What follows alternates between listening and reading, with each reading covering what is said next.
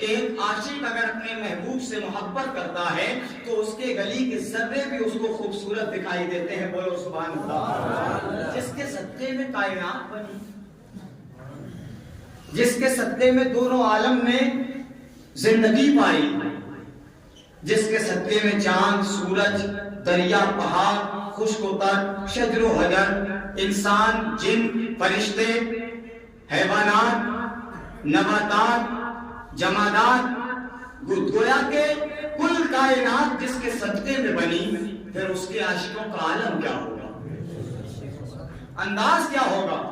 تاریخ بتلاتی ہے میرے پیارے کہ جب نبی نے مکے کو چھوڑ کر مدینہ آباد کیا, پوائنٹ کی بات ہے. آج ہم تو لڑتے گھوم رہے ہیں, کہیں سلسلے بازی کے چکر میں, کہیں مال و دولت کے چکر میں, کہیں پراپرٹی کے چکر میں, کہیں نیتا دیدی کے چکر میں. اس دور میں کچھ نہیں تھا. اس دور میں اگر کچھ تھا تو بس یہی تھا, یا رسول اللہ اشارہ کر دو, بستیاں تو بستی رہ گئی سرکار. اگر سمندروں میں کودنے کی بات آئے گی تو دیوانے لبیک کہتے نظر آئے. اس بات پر جیتے تھے وہ لوگ. نبی کا ہر قول ان کے لیے زندگی کی مشعل راہ تھا. جو نبی نے کہہ دیا وہ سچ ہے, جو نبی نے کہہ دیا وہ اٹل ہے, اسی پر ٹکے تھے وہ لوگ. اللہ کے نبی صلی اللہ علیہ وسلم کے عاشقوں کا وہ عالم ہے کہ عاشقوں میں سے میں ایک عاشق کی بات کروں تو اس عاشق کو کہتے ہیں حضرت سعد بن ابی وقاص رضی اللہ عنہ. جانتے ہیں ہم پڑھا ہے, جس علم والے نے ہسٹریاں پڑھی ہیں وہ جانتا ہے یہ کون تھے جب حالت کفر میں تھے. سعد بن ابی وقاص کی عمر جب تقریباً 10 سال کی تھی. کتنے سال کی؟ 10 سال کی. آج ہمارا بچہ تو 10 سال کا ہو جائے تو اس کو موبائل چاہیے, بڑا فون چاہیے, ورنہ بستہ پھینک کر گھر کے دروازے پہ کھڑے ہو کر روئے گا, پر اس سے پوچھے گا کیا ہوا بیٹا, میں اسکول نہیں جاؤں گا کیونکہ میرا باپ مجھے موبائل نہیں دے رہا. شام کو چٹنی سے کھلا دو, 2 ٹائم اگر روکھی کھلا دو تو محلے کے لوگ کہیں گے کہ عجیب باپ ہے, اپنی اولاد کو چٹنی کھلا کھلا کر پا رہا ہے اور خود کے اوپر بہترین پوشاک ہے, لیکن میرے بھائی اس کے اندر جان کر کبھی نہیں دیکھا کہ اپنے بال بچوں کو وہ پالنے کے لیے حرام کما رہا ہے یا حلال کما رہا ہے. اگر حرام کماتا تو بہترین تر مال کھلاتا. ہو سکتا ہے وہ اپنی جائز کمائی میں سے یہی سوچتا ہو کہ مولا میرے اگر 4 بچے ہیں, 2 بیٹیاں 2 بیٹے ہیں, تو میں چٹنیاں کھلا کھلا کر اپنی اولاد کو پروان چلا دوں, بڑا کر دوں, تاکہ میری عزت سلامت رہ سکے. میری بیٹیاں جوان ہو جائیں تو کسی دروازے پر جا کر سر اٹھا کر کہہ سکوں کہ بھائی رشتہ لے کر آیا ہوں, عزت کے ساتھ میری بیٹی کو قبول فرما لے. بہت ضرورت ہے اس دور میں ہمیں اور آپ کو ثابت قدمی کی. تو چلتے ہیں. 10-12 سال کی عمر تھی ایک بچے کی. اللہ کے نبی نے جب تبلیغ اسلام شروع کی, تبلیغ دین شروع کی, تو اپنے رہ گئے, بیگانے تو بیگانے رہ گئے. تمام کے تمام کفار و مشرکین یہ مشورہ کرنے لگے, اپنا ہو یا بیگانہ, کہ محمد کو روکا جائے, محمد کو روکا جائے, پابندی لگائی جائے. اگر محمد اسی طریقے سے کام کرتا رہا تو ہمارے اور تمہارے خداؤں کا پھٹا گول ہو جائے گا. نہ تمہارے خداؤں کو لوگ پوجنے والے بچیں گے, نہ ہمارے خداؤں کی لوگ کوئی پوجا کریں گے. کون کون سے خدا تھے؟ کوئی لات تھا, کوئی عزا تھا, کوئی ہبل تھا.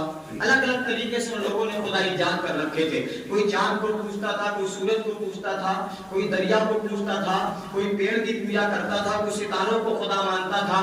الگ الگ طریقے سے لوگوں نے اپنے خدا بنائے. نبی جب آئے, نبی نے اعلان کیا قل هو اللہ احد. کہو سبحان اللہ, طلب کر کہو سبحان اللہ. اللہ کے نبی نے کہا تحقیق اللہ ایک ہے. اللہ الصمد, اللہ بے نیاز ہے, اسے کسی کی ضرورت نہیں ہے. ہم دعائیں کریں تو اپنے لیے کریں, عبادت کریں تو اپنے لیے کریں, سب کچھ وہ بے نیاز ہے. اللہ کے نبی جب آئے, لوگوں کو یہ بتایا تو لوگ دشمن بن گئے, سرحدیں بنا دی گئیں. محمد ادھر مت آنا, کہا ٹھیک ہے. اللہ کے نبی صلی اللہ تعالیٰ علیہ وسلم نے ان کی شرطوں کو منظور کیا. اللہ کے نبی صلی اللہ تعالیٰ علیہ وسلم اگر راستے سے گزر کر جاتے تھے تو مکے کے لوگ اتنے بڑے ظالم تھے, اتنے دشمن تھے اللہ کے نبی کے, کہ اگر ان کے بچے راستے میں کھیلتے تھے تو اٹھا کر لے جایا کرتے تھے اور دروازہ بند کر کے گھروں میں چھپ جاتے تھے کہ محمد آ رہا ہے. لوگوں نے پوچھا کہ ایسا کیوں کرتے ہو؟ تو ان لوگوں نے کہا ہم نے سنا ہے جو محمد کو دیکھ لیتا ہے محمد کا بن جایا ہے, محمد کا دیوانہ ہو جایا کرتا ہے. ایسا نہ ہو کہ ہمارے بچے محمد کے چہرے کا دیدار کر لیں اور محمد کو یعنی کہ اپنا رہبر مان شفا مان لے تو ایک بچہ جس کی عمر میں نے بتائی تقریباً 12 سال یا 10 سال کی تھی، بہت توجہ سے سننا میرے پیارے، میں جو بات بتانے جا رہا ہوں، اللہ کے نبی صلی اللہ علیہ وسلم راستے سے گزر کر آ رہے تھے، ایک بیوہ تھی جس کا یہ بیٹا تھا جس کی عمر تقریباً 10-12 سال کی تھی، ماں نے سنا کہ محمد آ رہا ہے، آواز دی بیٹا اندر آ جا، بیٹے نے کہا ماں کیا ہوا؟ کہا محمد آ رہا ہے، بیٹے نے سنا تو فوراً اٹھ کر گھر کے اندر بھاگ گیا، ماں سے پوچھتا ہے بیٹا ہے ماں یہ بتائیے محمد آخر ہے کون؟ ماں کہتی ہے بیٹا بہت بڑا جادوگر ہے، اس کا ایسا چہرہ ہے، ایسی زلفیں ہیں، ایسا چال ہے، یعنی ایسے ہی اس کے جسم کا ڈھال ہے، اے بیٹا بہت بڑا وہ جادوگر ہے جو لوگوں کو دیکھ لیتا ہے، آنکھوں میں جادو کر دیتا ہے، ایسی شکل ہے اس کی، آنکھیں ایسی ہیں، کان ایسے، ہونٹ ایسے، ناک ایسی، طرح کی اس کی ماں باتیں کرتی ہے، لیکن قربان جاؤ 10-12 سال کے بچے پر تاریخ بتلاتی ہے میرے پیارے کہ وہ بچہ جس کی ماں کہہ دیتی تھی گھر کے اندر چلا جا، وہ گھر کے اندر چلا جاتا تھا، ایک دن گزرا، 2 دن، 3 دن، 4 دن ایسے ہی ہوتا رہا، اتفاق سے ایک دن ماں بستی میں جب کام کرنے کے لیے گئی تھی، آج ماں نہیں تھی، اکیلا گلی میں کھیل رہا تھا، اتنے میں صدا آتی ہے بچوں اپنے اپنے گھروں میں چلے جاؤ، محمد ابن عبداللہ آ رہا ہے، وہ آ رہا ہے جس کو رحمت للعالمین کہتے ہیں، بولو سبحان اللہ۔ ارے بچوں نے اتنا سنا تو اپنے اپنے گھروں میں دوڑ لگا دی، یہ 10-12 سال کا بچہ بھی سن کر بھاگنا شروع کر دیتا ہے، جب پہنچا دروازہ بند کیا، دروازہ بند کرنے کے بعد چھت پر پہنچ گیا، لوگوں نے دیکھا اور دیکھنے کے بعد کہتے تیری ماں گھر نہیں ہے، چھت پہ کیا کر رہا ہے؟ کہا کچھ نہیں، آج میں بھی دیکھوں گا، میری ماں کہتی ہے محمد بہت بڑا جادوگر ہے، آج میں بھی دیکھوں گا محمد جس کو کہتے ہیں، محمد کس انسان کا نام ہے یا کس بلا کا نام ہے، آج میں بھی دیکھوں گا۔ ادھر دل میں خیال کرتا ہے واہ ماں آج موقع لگا ہے، تو نہیں ہے، آج دل کھول کر محمد کے چہرے کا دیدار کروں گا، آج دل کھول کر محمد کو دیکھوں گا۔ نبیوں کے نبی اس کے دروازے کے قریب سے گزرے، چھت پہ سے بچہ دیکھ رہا ہے 10-12 سال کا، اللہ کے نبی نے محبت اور نبوت کی نظر کو اٹھا کر جب دیکھا، دیکھنے کے بعد میں اللہ کے نبی رک گئے، بچہ نبی کو دیکھ رہا ہے اور نبی اس بچے کو دیکھ رہے ہیں، اللہ کے نبی صلی اللہ علیہ وسلم نے مسکرا کر اپنی راہ لی، اللہ کے نبی مسکرا کر آگے چل دیے، بچہ دل میں کہتے ہیں ماں میں نے آج تک تیری باتوں پر یقین کیا، میں آج تک وہ سوچتا تھا کہ تو ماں ہے کبھی جھوٹ نہیں بولے گی، اے ماں لیکن آج بھروسہ ہو گیا کہ تو ہمیشہ مجھ سے جھوٹ بولی، میں نے بڑے بڑے جادوگر دیکھے، میں نے بڑے بڑے بدشکل دیکھے، میں نے بڑے بڑے نجومی دیکھے، بڑے بڑے کاہن و شاعر دیکھے، لیکن قسم ہے مجھ کو اپنے معبود کی، ارے کسی جادوگر کا چہرہ تو اتنا حسین و جمیل نہیں ہوتا ہے، کسی جادوگر کے چہرے پر اتنا شباب نہیں ہوتا ہے، اے ماں تو جھوٹی تھی۔ اللہ کے نبی آگے نکلے، اللہ کے نبی کو آواز دیتا ہے، اللہ کے نبی رکنے کے بعد میں ارشاد فرماتے ہیں حال و نحال کیا کہنا چاہتا ہے کہ یا رسول اللہ کس کو دیکھنا ہے؟ تمہیں دیکھنے کے بعد دل تم پہ مر گیا ہے، تمہیں دیکھنے قربان میرے نبی کی محبت پر۔ اللہ کے نبی صلی اللہ علیہ وسلم نے اتنا جب سنا تو اللہ کے نبی کا ارادہ کیا کہ سرکار آپ کے پاس رہنا چاہتا ہوں، آپ کے ساتھ رہنا چاہتا ہوں۔ آج ہم جائزہ لیں اپنی زندگی کے اور آنکھوں کو پلٹ کر دیکھیں، اپنی زندگی کے پنوں کا جائزہ لے کر دیکھیں تو پتہ لگے گا کہ اس دور میں جو پیدا ہوتا تھا وہ یہی کام کرتا تھا کہ نبی پر کلمہ پڑھنے کے بعد اگر جان جائے تو جائے لیکن اسلام پر آنچ نہ آئے۔ ایک طرز عمل رہا، وہ نبی کے ساتھ ساتھ نبی کی بارگاہ میں بچہ ہو لیا، اللہ کے نبی گھر پہنچے، پیچھے پیچھے بچہ پہنچ جاتا ہے، شام کو ماں کام پہ سے آتی ہے تو 2-4 عورتیں یا 2-4 آدمی ہوتے ہیں جن کا کام آپ جانتے ہیں کیا تھا۔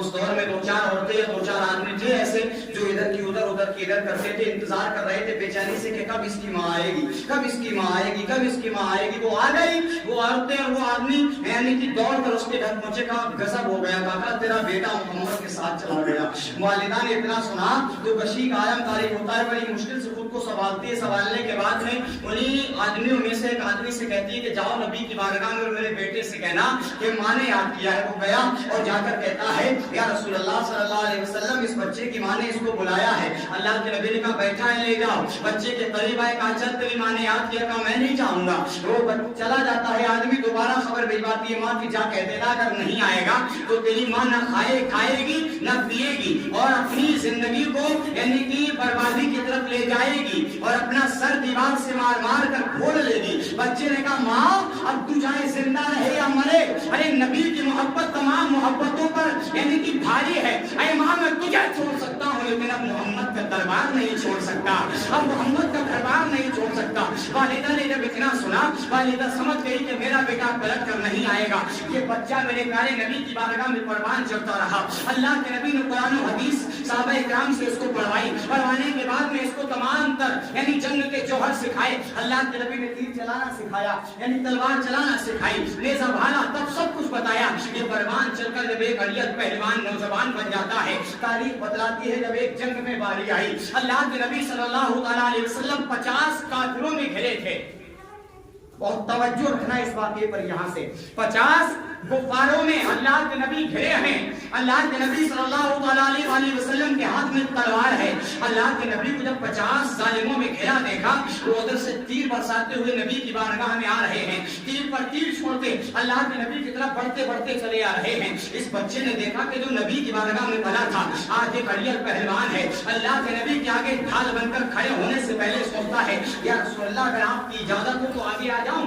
اللہ کے نبی نے کہا کیا کرے گا؟ کہ سرکار جب تک میں زندہ ہوں آپ پر کوئی تیر آ نہیں سکتا، جب تک میرے سینے میں جان ہے آپ کو کوئی ظالم پریشان کر نہیں سکتا۔ اللہ کے نبی نے کہا محمد کی اجازت لے آگے آ جا۔ کبھی اللہ کے نبی کے آگے آیا، ڈھال کو پھانسا، پھانسنے کے بعد میں اپنے ترکش کو نکالا اور ترکش کو نکالنے کے بعد میں بازو سے سنبھالا اور اپنی کمان کو کھینچا۔ تاریخ بتلاتی ہے اس نوجوان کا ایک بھی تیر خالی نہیں جاتا تھا۔ اللہ کے نبی نے جب اس کے تیر چلانے کا انداز دیکھا یہ کون بچہ تھا، اب راز کھلے گا۔ جب نبی نے یہ طریقہ دیکھا، نبی نے اپنے ترکش کو اٹھایا، اٹھانے کے بعد اپنے ترکش میں سے ایک ایک تیر نکال کر اس بچے کو دیتے جاتے تھے اور کہتے جاتے تھے اے سعد بن ابی وقاص تیر چلاتا جا، محمد کے ماں باپ تجھ پر قربان ہو جائیں۔ کتنا مرتبہ رب نے محبت رسول سے عطا کیا، اتنا مرتبہ بچپنے میں اس نے ماں کو محمد عربی صلی اللہ علیہ وسلم کی محبت پہ قربان کیا، ماں چھوڑ دی، گھر چھوڑ دیا۔ جب یہی میدان احد میں اللہ کے نبی صلی اللہ علیہ وسلم کی ڈھال بن کر کھڑا تھا بچہ جس کو دنیا سعد بن ابی وقاص کے نام سے یاد کرتی ہے، تو نبی اپنے تیر دے رہے ہیں اور کہہ رہے ہیں سعد بن ابی وقاص تیر چلاتا جا، محمد کے ماں باپ تجھ پر قربان ہو۔ جس کو نبی نواز دیں پھر اسے زمانے میں کسی دوسری کی ضرورت نہیں رہتی۔ میرے بھائی صرف کہنے کا مقام یہ ہے، زندگی ہے، جب تک سانسیں ہیں، جب تک اس دور میں انسان کی ویلیو نہیں ہے، سانسوں کی ویلیو ہے۔ کس چیز کی؟ سانسوں کی۔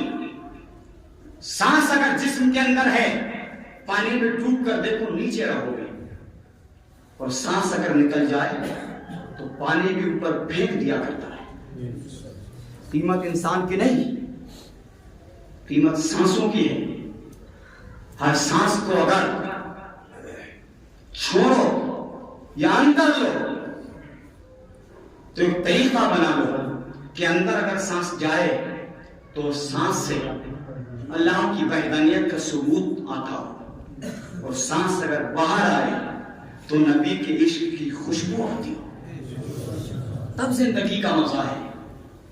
ہم اپنی زندگی کو خبط و خرافات میں الجھائے رہیں گے تو کچھ نہیں ہوگا، برباد ہو جائیں گے، تباہ ہو جائیں گے ہم۔